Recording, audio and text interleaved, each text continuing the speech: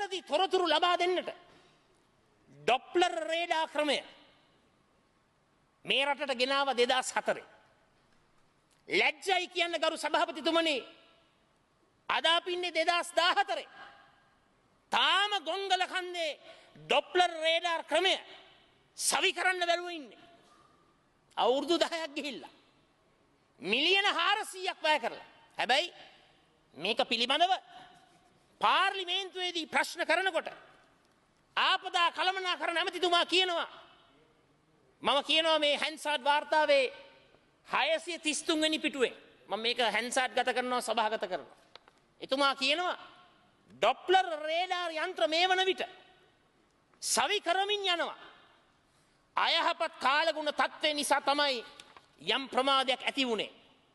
තව දින කීපයක් ඇතුළත ඒ කටයුතු අවසන් වෙනවා. මොකද්ද මේ කියන්නේ?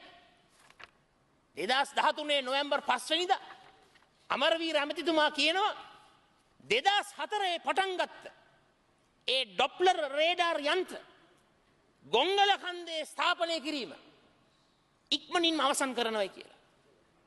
මේක ඉටු නොවීම නිසා මම ගියා ආපදා කළමනාකරණ උපදේශක කාර්ක සභාවට.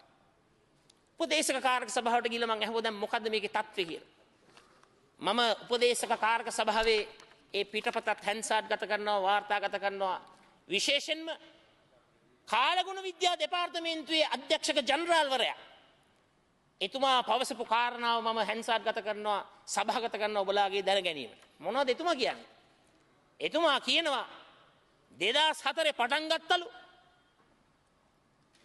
ඊට පස්සේ ආයේ 2007 පටන් ගත්තලු, 2011 ඒක ගෙනාවලු, හයි කරන්න ගිහිල්ලා ප්‍රශ්න ඇති වුණාලු.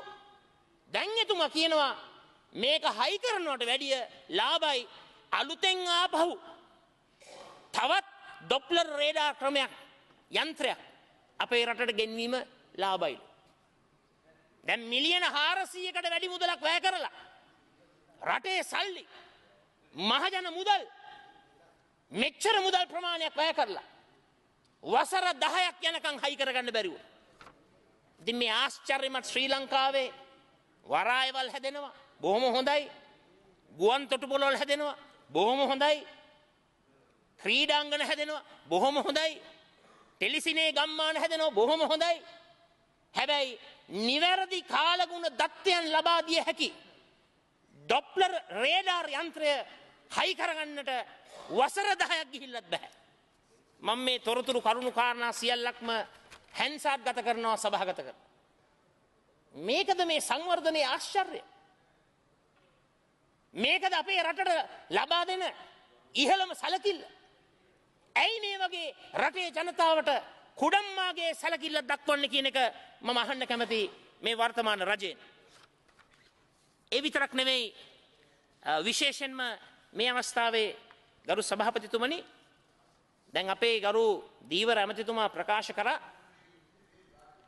මුහුදු සම්පත සීමා සහිතයි,